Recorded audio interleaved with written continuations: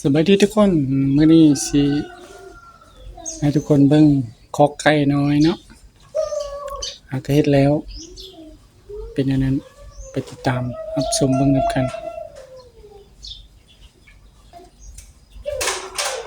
นี่เลยเนาะเฮ็ดแล้วง่ายๆมันมาดนี่เนาะเฮ็ดเมื่อกี้นี่แล้วก็ดึงสายยางมาล้างแล้วเนาะ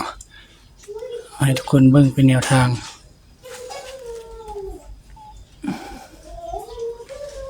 ขนาดกะเบิ่งส่วนชีวัดให้เบิ่ง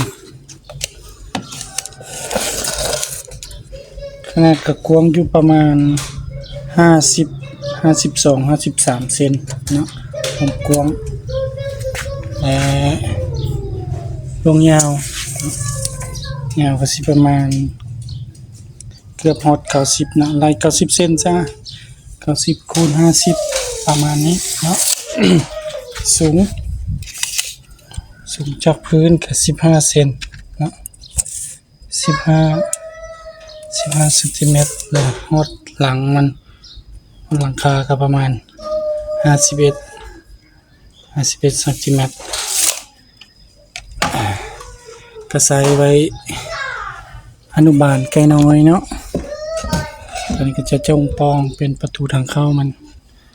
ผมกว้างก็อยู่ประมาณ20คูณ30นี่แหละเนาะประมาณนี้เป็นหยังเขาคือเฮ็ดไว้ครึ่งกลางเพื่อเฮาจกเนาะ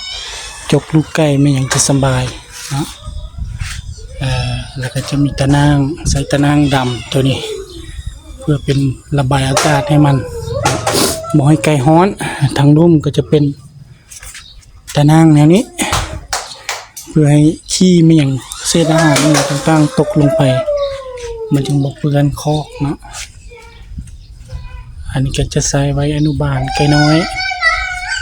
ก็จะอนุบาลไก่น้อยได้หลายตัวเติบนี่ประมาณ20-30ตัวนี่แล้วนี่เนาะขนาดประมาณนี้กระทัดรัดน้อยกระทัดรัดพอดีเนาะพอดีใช้งานซะนี่เพราะว่าไก่หักกำลังฟักเนาะก็เลยว่าเฮ็ดคอกใหม่ให้มันคอกเก่ามันโดกแห้งแล้วตัวนี้ก็จะจงบ้องระบายอากาศเนาะ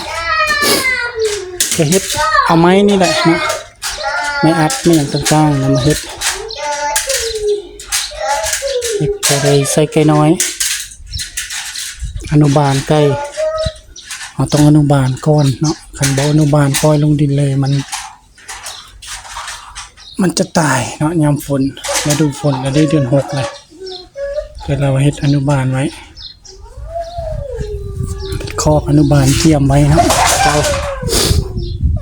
ไก่แม่มันกำลังฟัก10 กว่าหน่วยจากฟักแล้วเขาก็มาอนุบาลที่นี่เนาะให้ทุกคนเบิ่งถ่ายให้ทุกคนเบิ่งเป็นแนวทางในการเฮ็ดคอกไก่อนุบาล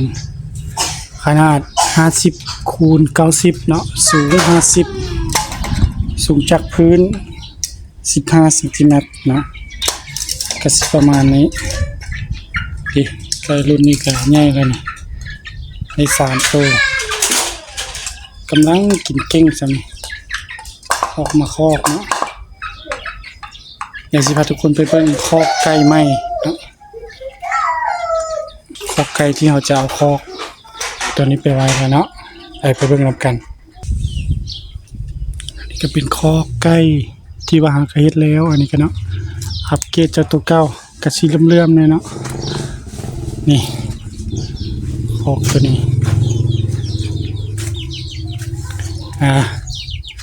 นี่เราก็จะ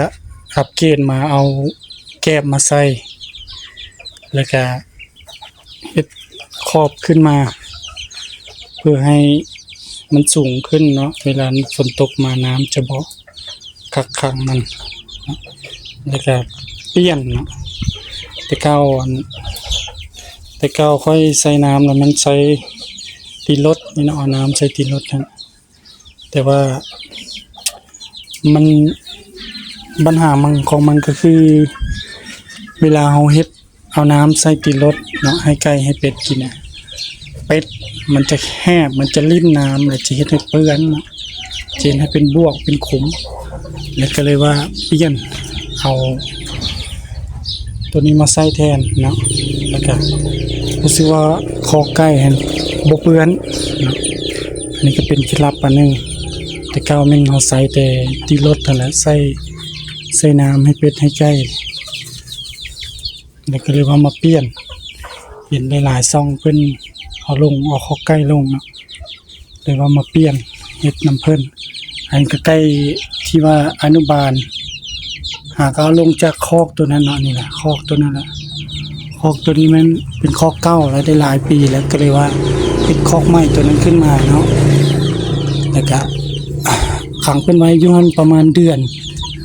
แล้วก็จะเอาลงมานี่เนาะเอาลงมาขังใส่ซุ้มให้เพิ่นได้ลิ้นดินลิ้นหยังเนาะไก่สุดนี้ก็เป็นสุดที่4นะสุดที่4เกิดออกมามีเก้าตัวเนาะแล้วก็มาช่วงนึงมันฝนตกหิ้งก็เลยว่าตายตัวนึงก็จะเหลือ8เนาะกำลังงามนี่บ่ได้เกลือเพิ่นซ้ำเนี่ยจังได๋สิเกลือบ่นี่เนาะไก่แม่หรือฟักอยู่ไหนบ่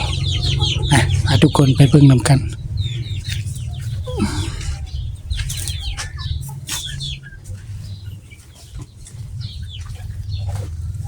ไก่แม่กำลังฟัก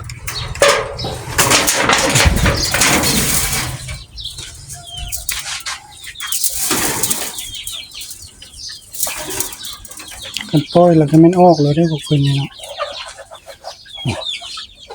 ไก่นี่คือกำลังงามนี่อันนี้เป็นรุ่นที่2รุ่นที่3แล้วอยู่นอกกันเนาะ3ตัว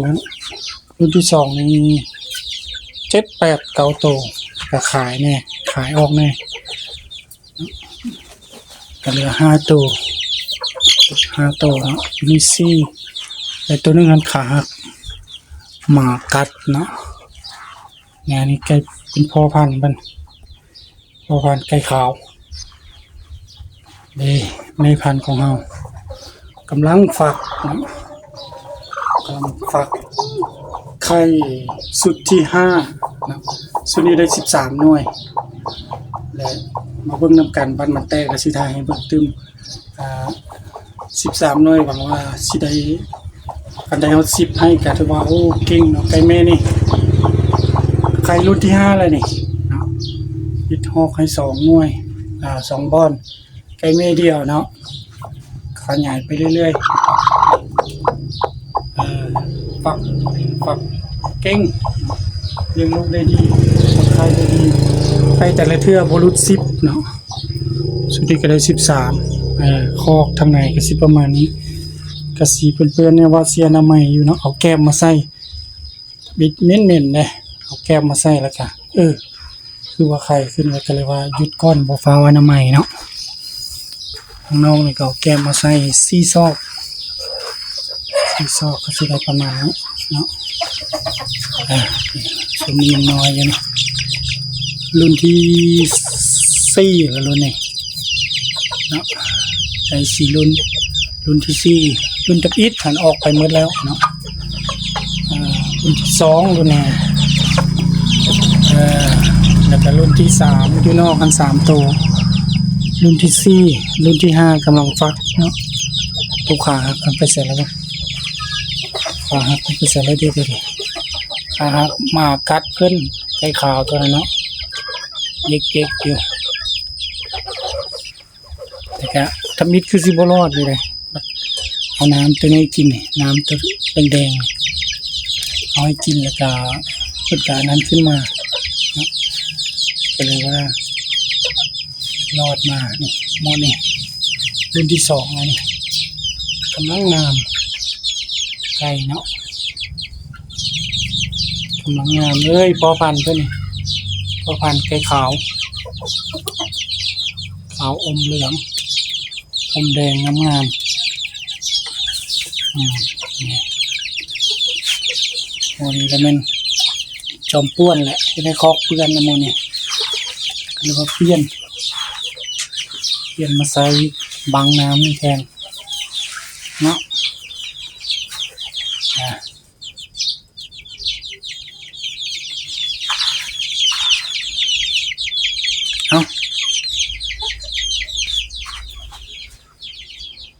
สำนี้ก็นะทุกคนเนาะขอบใจที่เข้ามารับชมเราไก่น้อยๆเนาะหวังว่าสิเป็นแนวทางให้หลายๆคนที่หัดเลี้ยงไก่คือกับค่อยเนาะแล้วคลิปต่อไปมารีวิวการให้อาหารค่อยมีเคล็ดลับเนาะการให้อาหารลดต้นทุนขอบใจบาย